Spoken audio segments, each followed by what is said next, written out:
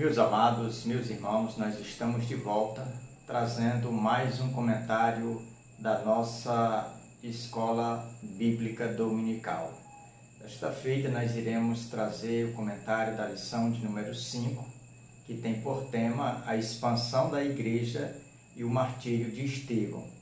A nossa revista que nós estamos estudando é com base no livro de Atos dos Apóstolos, revista da PEC, e nós estamos trazendo uma sequência de estudos com base nesse livro histórico do Novo Testamento, escrito por Lucas, e é um livro que traz muitas informações, como era o viver diário em comunidade da igreja apostólica, da igreja primitiva. E desta feita, o assunto que nós iremos comentar aqui é com base no capítulo 6 e capítulo 7. Lembrando aos irmãos que o capítulo 6 é um capítulo que vai iniciar falando de uma outra tentativa que o diabo ele utilizou para parar a igreja. Que a gente, na lição passada, a gente tinha comentado no capítulo 4 e do capítulo 5, que as tentativas foram tentativas que tinham como objetivo barrar o crescimento e o avanço da igreja, que era a perseguição e também a infiltração. E desta feita nós iremos comentar com base no capítulo 6 e no capítulo 7. O capítulo 6, meus irmãos, é um capítulo que você precisa ler antes de ministrar a aula. Tanto o professor como o superintendente, é bom que façam o uso de toda a leitura do Salmo, do livro de Atos, do capítulo, tanto do capítulo 6 como do capítulo 7, para ministrar a lição de número 5. Porque você lendo, você já vai sair bem abalizado dos assuntos que o nosso comentarista ele vai abordar. Porque no capítulo 6 ele vai abordar sobre a instituição do corpo oficial da igreja, que é a organização da igreja, que é a questão da escolha dos obreiros, que são diáconos, que vão servir ou que vão calar os murmuradores, que foi uma tentativa de Satanás para fazer com que os ministros da palavra eles parassem, que a gente vai ver aqui na conclusão dessa nossa revista, e eu quero até que você, se puder, acompanhar aí a nossa introdução, aonde o nosso comentarista ele faz aqui o uso de tudo aquilo que a gente falou na lição passada com base no capítulo 4, que é a questão da perseguição, capítulo 5, a infiltração, e o capítulo 6, a distração. Então o capítulo 6 ele inicia com o diabo implantando esse pensamento nas pessoas.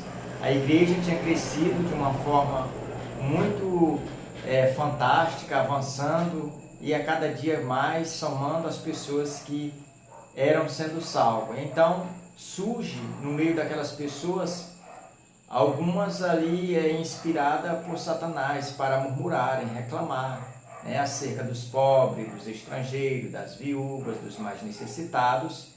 E eles começaram a fazer essas murmurações no meio da igreja, e a igreja passou a ser dividida. Foi aonde o Espírito Santo ele usa os oficiais, os principais da igreja, para aí abrir uma nova instituição dentro da igreja, que é a ordenação ou a consagração dos diáconos.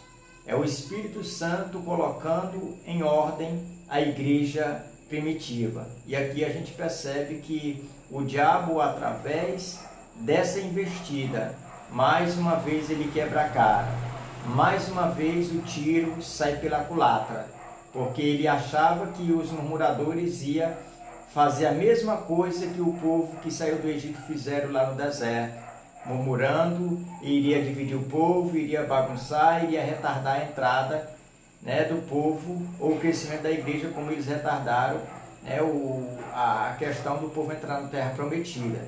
E a gente percebe que o Espírito Santo ele dá um novo projeto para a igreja de Jerusalém, a igreja primitiva. Então a lição de hoje ela é com base nesses dois capítulos. E o capítulo 7, ele vai falar sobre o primeiro mártir do cristianismo, que é Estevão, que, por sinal, era também um dos 7 diáconos que eram cheios do Espírito Santo. A nossa introdução, ela é bem resumida, ela é bem pequena, mas antes de nós fazermos o uso da mesma, eu lhe convido a nós fazermos o uso do nosso texto áureo, que diz: crescia a palavra de Deus em Jerusalém, se multiplicava o número dos discípulos, também muitíssimos sacerdotes obedeciam à fé. Atos 6 e 7. Acompanhe comigo a verdade prática. A Igreja de Jesus Cristo foi destinada a crescer. Ela avançará com ou sem oposição. Então perceba que a nossa verdade prática, ela nos informa que a Igreja de Jesus Cristo, ela foi destinada a crescer. O destino da Igreja é crescimento. Com ou sem oposição, ela está cumprindo o seu propósito, que é de crescer, que é de multiplicar. Então nós, antes de passarmos aqui a introdução, eu quero lhe apresentar o esboço da lição. É necessário que você, professor, não deixe de levar isso à sua classe. Leve o esboço, porque é pelo esboço que você vai se abalizar, que você vai cumprir o seu objetivo. Então, o nosso esboço da lição está dividido em 3 pontos. O primeiro ponto vai falar sobre desafios à expansão. 3 tópicos. O primeiro, a distribuição de alimentos. A segunda, a instituição dos diáconos. E terceiro, implementação e resultados. O segundo ponto da nossa lição, ainda nesse esboço, fala o diácono ontem e hoje. O primeiro tópico, servos. O segundo, requisitos bíblicos. E o terceiro, solucionador de problemas. O terceiro ponto da nossa lição fala o sermão e martírio de Estevão. Tópico 1, o sermão de Estevão. Tópico 2, a rejeição ao Espírito Santo. Tópico 3, o martírio de Estevão. E antes de adentrarmos aqui, darmos prosseguimento ao comentário, eu quero também apresentar os objetivos. O primeiro objetivo fala valorizar a figura dos oficiais na igreja. O segundo objetivo, compreender a função dos diáconos na igreja. E o terceiro, aprender com o exemplo de Estevão. Então, meus amados irmãos, a lição de hoje, ela é uma lição atual, é uma lição que para os nossos dias, ela é necessária. É uma lição que para esse momento em que estamos vivendo, é uma lição urgente, que com muita pressa, ela precisa ser ensinada, ela precisa ser praticada, ela tem que ser aplicada nas nossas escolas, nas nossas igrejas, para que assim nós venhamos a aprender o conceito bíblico de como nós devemos testemunhar e sermos testemunhas de Jesus. A nossa introdução, leia comigo, diz: nesta lição, veremos os capítulos 6 e 7 de Atos. Aqui temos a instituição do diaconato, o sermão, o martírio de um deles. Há muito aprendizado aqui. Perceba que a nossa introdução, ela nos informa, traz para nós algumas informações do que nós vamos ver ou ter pela frente nesse comentário. Nós vamos aprender sobre a ordenação ou a instituição aonde que foi criado o diaconato. Qual era o propósito quando foi criado? E isso a gente vai descobrir juntos a partir desse comentário. O primeiro ponto da nossa lição, desafios à expansão. Eu selecionei aqui a introdução do ponto que diz: a igreja cresce vigorosa e triunfantemente, alcançando multidões de hebreus, mas o seu crescimento incessante cria dificuldades e problemas administrativos, os quais, superados, fazem a obra avançar mais. Perceba que a introdução desse primeiro ponto nos informa que a igreja ela crescia de uma forma muito tremenda, muito abundante, em um alto escalão. Ela se multiplicava e assim como ela foi crescendo rapidamente, os problemas eles começaram a surgir. A questão ou a ausência administrativa ela começou a ser manifestada. E o interessante é que esses problemas eles foram ganhando terreno, esses problemas eles foram de uma certa forma crescendo e incomodando agora a liderança da igreja. E aí foi aonde surgiu os murmuradores, foi aonde Satanás se aproveitou dessa, vamos dizer, desse descuido, dessa falta de administração, e ele começou a manipular algumas pessoas, a plantar dentro da pessoa o sentimento ou o desejo de murmurar, de trazer divisão, de trazer no meio da igreja primitiva a separação. E foi aonde a gente viu que o Espírito Santo, ele era o vetor principal dos apóstolos. Ele agora ensina e dá um brilho nessa provação, nessa tentativa de pararem a pregação do Evangelho. O Espírito Santo, como mentor da igreja primitiva, dos apóstolos, ele agora coloca um projeto no coração dos apóstolos de instituir o diaconato. E aí aonde a gente percebe que a igreja primitiva, partindo desse princípio de que tinha 2 ministérios a serem executados, eles começam a entender que o ministério de servir às mesas, ele é distinto do ministério da pregação da palavra, mas os dois seguem o mesmo propósito, que é o engrandecimento do reino de Deus, que é a finalidade da igreja continuar crescendo, dela conservar esse crescimento no dia a dia. O primeiro tópico desse primeiro ponto fala a distribuição de alimentos. Eu também marquei um parágrafo que diz assim: é curioso que o primeiro conflito na igreja surge ao redor das questões econômicas. Com o crescimento da igreja surge a necessidade de cuidar dos pobres, que eram uma parte considerável dos que criam. Entre estes, a classe das viúvas exigia especial cuidado. Então perceba que a igreja ela tinha a sua grande parte, eram pessoas pobres financeiramente, economicamente, e agora essa questão dessa pobreza ela começa a crescer e as necessidades começam a se multiplicar. E o interessante é que muitas viúvas estavam se convertendo, e é interessante que essas viúvas aqui, elas eram deixadas, sem nenhuma renda, eram desassistidas por parte da igreja, porque a igreja ainda não tinha essa visão de ação social, e é onde o Espírito Santo ele usa os apóstolos para instituir os diáconos, que eram homens de sabedoria, cheios do Espírito Santo, para suprir a necessidade financeira dessas pessoas. E o interessante é que Paulo, nas suas cartas doutrinárias, ele vai falar que as viúvas da época, elas, quando chegavam a uma certa idade, elas trabalhavam na igreja e recebiam em troca, o alimento e os cuidados financeiros e econômicos. É onde a gente encontra Paulo falando a Timóteo, a Tito, que as viúvas mais velhas, elas tinham prioridade.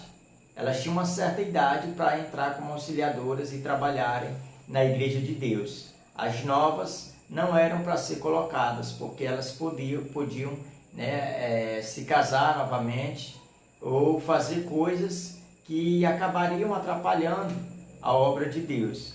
Então a gente percebe que isso nasceu na igreja de Jerusalém, na igreja primitiva, na primeira igreja. Ela começou a cuidar, a ter essa visão de cuidado das viúvas, dos órfãos, dos necessitados, e passa a ensinar a essas mulheres que a igreja ia cuidar delas, das suas necessidades. O segundo tópico fala a instituição dos diáconos. O parágrafo que eu marquei aqui para comentar diz assim: o reconhecimento de nossas limitações ou distrações exige grandeza e os apóstolos não centralizam tudo neles mesmos. Essa é uma diretriz fundamental em liderança. É a capacidade de perguntar: isso exige mesmo a minha ação ou presença?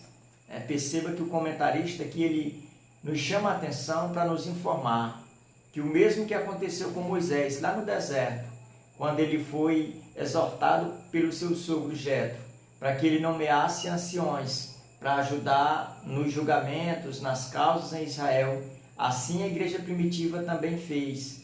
Ela reconheceu que nem tudo eles poderiam fazer, que tudo não tinha que passar pelas mãos dos apóstolos, porque dessa forma a igreja não ia avançar, a igreja não ia continuar naquele crescimento.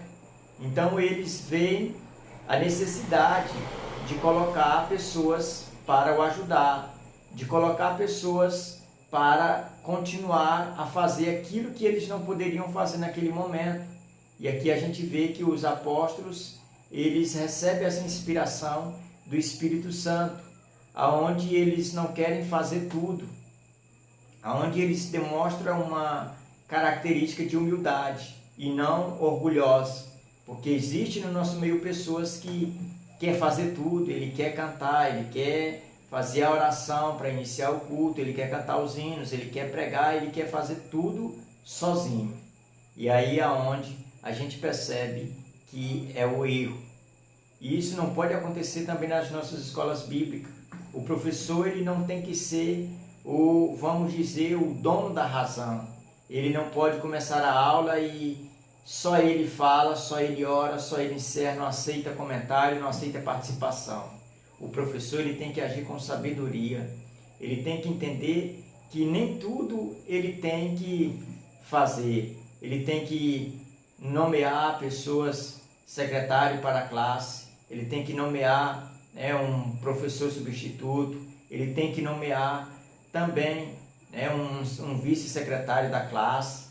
Então as pessoas têm que ter essa sabedoria de divisão, de que tudo não tem que passar pela mão dele, assim como a igreja primitiva acertou quando estiveram diante desse problema. O terceiro tópico fala sobre a implementação e resultado.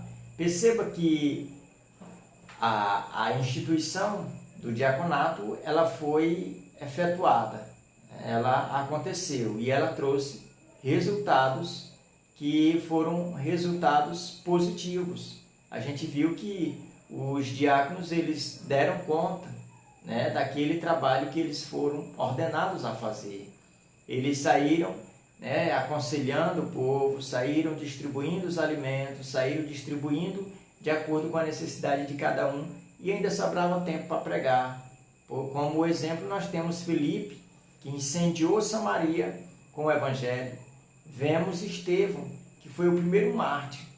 Estevão era um homem muito sábio, era um homem cheio do Espírito Santo, e assim como ele foi o primeiro mártir do Evangelho, anunciando, pregando o seu sermão, o interessante é que ele parte dessa instituição de diaconato e aí ele avança, e quando ele avança, ele traz um sermão, ou o melhor sermão que nós encontramos no Novo Testamento. O segundo ponto da nossa lição fala o diácono ontem e hoje. Aqui nesse ponto, irmãos, é um ponto bem esclarecedor, vai esclarecer algumas dúvidas que algumas pessoas têm acerca, vamos dizer, desse papel na igreja local. Quem é o diácono ontem e hoje? É a mesma coisa? Essas perguntas nós vamos responder aqui nesse ponto. A introdução do ponto diz: os oficiais da igreja, sejam quais forem, devem ser bênção e não problemas.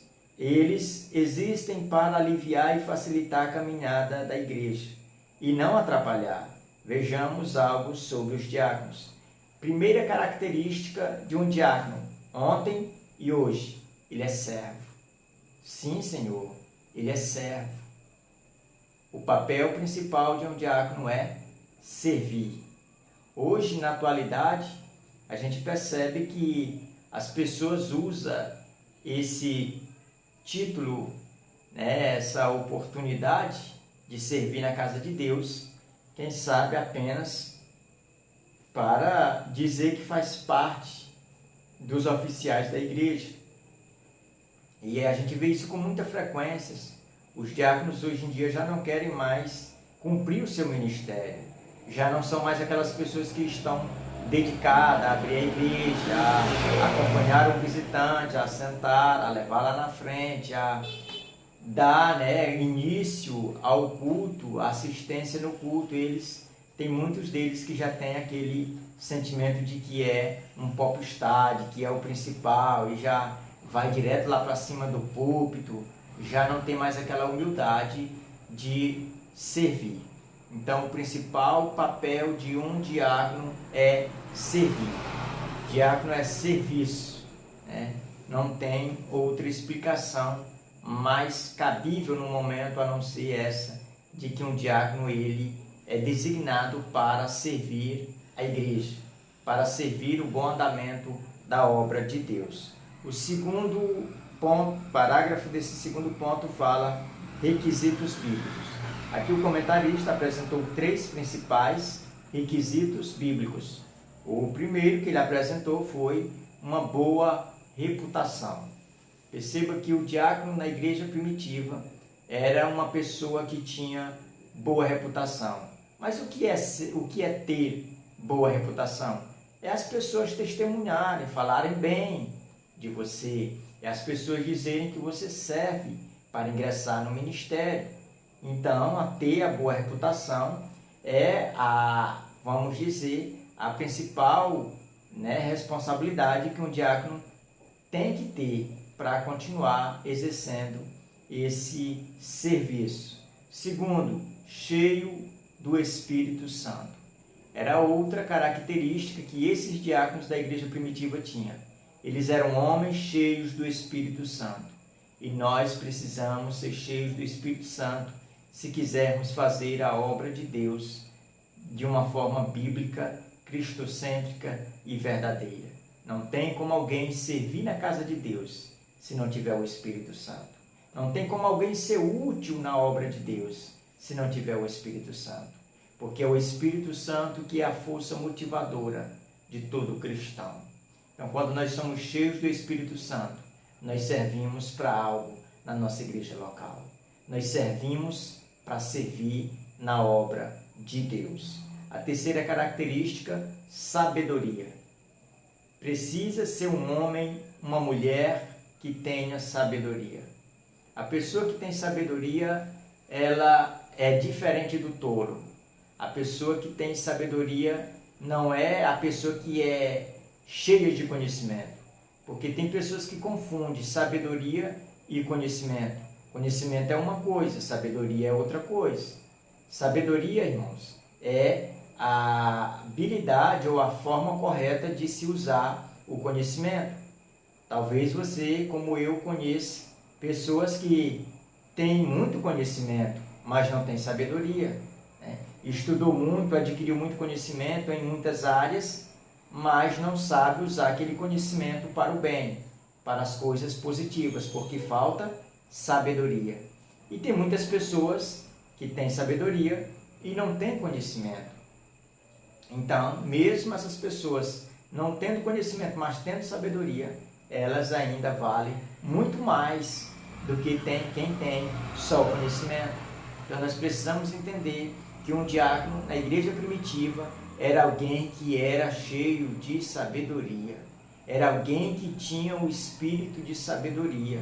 Porque um diácono, ele é que ia resolver os problemas, os conflitos que viessem a surgir. Então, ele tinha que ter essa sabedoria. Ele era alguém que tinha que demonstrar essa sabedoria para solucionar um problema entre, quem sabe, um problema familiar, um problema na área econômica, na área, quem sabe, até mesmo teológica. Ele tinha que ter e estar munido dessa sabedoria do céu para trazer uma palavra sábia.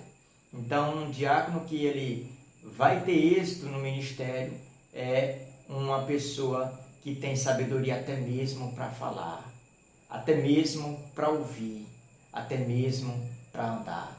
Que cada palavra que sai da boca dele saia como trombeta de Deus, abençoando, enriquecendo, trazendo aconchego àquelas pessoas que estão ali ouvir.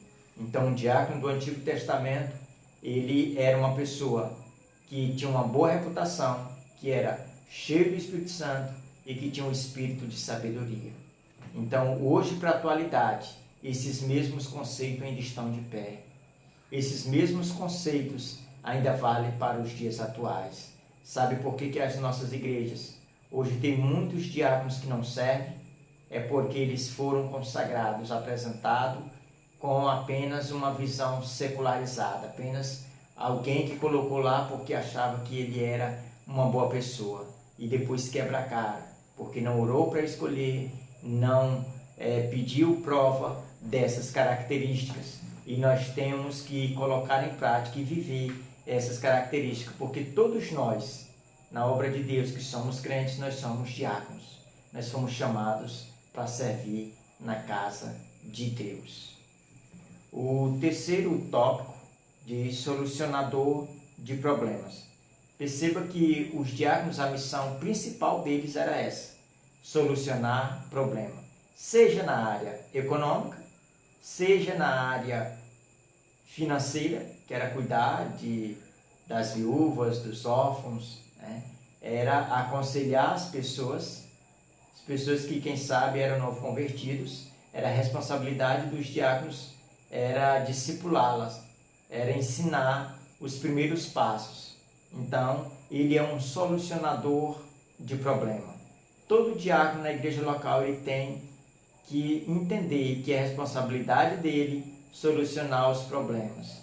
Agora, aqueles problemas que é de grande dimensão, que ele não consegue, aí ele aciona os seus, vamos dizer, as pessoas que estão na hierarquia de alto escalão, mais alto do que ele. Então, quando é de competência dele, ele tem que ter uma palavra sábia, ele tem que representar bem ali a sua liderança, como diácono, como um solucionador de problema. O terceiro ponto da nossa lição fala sobre o sermão e mártir de Estevão, com base no capítulo 7, do verso 1 até o verso 60. Então, o capítulo 7 vai falar sobre o sermão, de Estevão. E o primeiro tópico já é esse título, o sermão de Estevão. Perceba que nós estamos diante de um sermão que mais tem referências bíblicas no Novo Testamento. Não tem nenhum sermão tão teológico quanto esse. Nem mesmo os de Paulo era tão profundo. A gente entende ou subentende que Estevão era um homem letrado na lei. Era um homem que conhecia a lei de Deus e conhecia todos os preceitos da lei. Conhecia todos os, vamos dizer, os princípios que regia aí a doutrina dos fariseus, dos saduceus e de todo o conselho do Sinédrio. Perceba que esse sermão dele, ele denuncia o Sinédrio, ele denuncia ali os fariseus, e é por isso que ele é apedrejado. Depois que ele prova a divindade, a encarnação de Cristo, a sua ressurreição, e as pessoas endurecem o coração quando ele começa a falar de Jesus, e ele começa agora a falar da pessoa do Espírito Santo, e essas pessoas, agora, ao invés de aplaudir, de agradecer a ele por aquele sermão, eles o apedrejam. É onde acontece aí o primeiro mártir do Novo Testamento, que é Estevão. E é interessante que o tópico 2 vai falar sobre a rejeição ao Espírito Santo. É onde a mensagem desse sermão, ela foi uma mensagem de confronto. Foi uma mensagem que Estevão confrontou os seus ouvintes com a verdade. E eles se olharam e viram que eram inaptas para recebê-la, assim como para receber o Espírito Santo. E eles se indignaram contra o mensageiro. Eles foram de encontro o mensageiro e o apedrejaram. O terceiro tópico fala o mártir de Estevão. Perceba que nesse terceiro tópico, o nosso comentarista ele vem falar sobre o primeiro mártir, Estevão, e a gente percebe que o conselho que condenou, que crucificou Jesus, que era o Sinédrio, agora ele parte para perseguição, no capítulo 4, não conseguiu nada. A infiltração já não foi mais o Sinédrio, já foi um casal levantado por Satanás. E essa que nós vemos aqui no capítulo 6 foi a questão de tentar atrasar ou, quem sabe, barrar os apóstolos, distraindo, com uma distração. E já no capítulo 7 a gente vê o diácono Estevão trazendo um sermão, trazendo aqui uma palavra que vai de encontro ao ego, aos princípios que regia o Sinédrio. E a gente chega à conclusão de que o Sinédrio era um conselho formado por pessoas incrédulas, por pessoas que não aceitavam a verdade, por pessoas que colocavam os preceitos humanos acima dos preceitos de Deus, que era formado por pessoas que não acreditavam na pessoa bendita de Jesus. Então, por isso que Estevão ele foi aí o primeiro mártir. Mas a gente percebe que o Sinédrio, achando que apedrejando e matando Estevão, ia calar a voz da igreja, ia conseguir barrar a igreja. Mas pelo contrário, é como se o sangue jorrado ali no chão, com aquelas pedradas que o acertaram, parece que aquele sangue era uma semente que tinha sido derramada. E depois dali, não somente em Jerusalém, mas em todas as cidades do Império Romano, a palavra de Deus alcançou. A partir do primeiro mártir que houve no Novo Testamento, a igreja de Jerusalém se espalhou no mundo, não fugindo com medo, mas com esse propósito de anunciar o Evangelho, de anunciar a salvação, de levar as boas novas, de dizer que Jesus tinha ressuscitado, de dizer que Jesus estava vivo. E o interessante é que Estevão, quando está sendo ali apedrejado, ele olha para cima e ele diz que vê Jesus de pé diante do Pai. Pedro vai dizer que Jesus está sentado, mas Estevão aqui, nesse caso específico, ele vê Jesus de pé. Parece que Jesus se levanta para receber o espírito, a alma ali de Estevão, recepcionando diante do Pai. Eu creio verdadeiramente que Jesus ele faz isso com todos os santos e santas que ele recolhe. Jesus fica de pé para nos receber na sua glória. A nossa aplicação pessoal diz: 3 foram as estratégias e tentativas malignas de impedir o avanço da igreja primitiva. Perseguição, no capítulo 4, infiltração, no capítulo 5, distração, no capítulo 6. Todas elas foram frustradas por Deus e exigem vigilância de nossa parte. Então nós, como cristãos, precisamos a cada dia mais continuar vigilantes, continuar sempre como sentinelas, aptos a aprender e fechar todas as brechas que o diabo, porventura, venha se levantar contra nós. Que nós sejamos e continuemos firmes nesta missão. E eu quero agradecer a você que até agora assistiu ou fez uso dessa ferramenta, dizendo para você que aqui embaixo, nas descrições deste vídeo, a gente deixa esse material que a gente está comentando. A lição aqui de número 5, ela está aqui na descrição, para que você tenha acesso, para que você estude no seu tablet, no seu computador. E você que é novo no canal, não se esqueça, se inscreve aqui, ativa as notificações, deixa um like e com certeza estará ajudando esse canal a continuar nessa missão de anunciar o reino de Deus através dos comentários das lições bíblicas. Fique na paz do Senhor.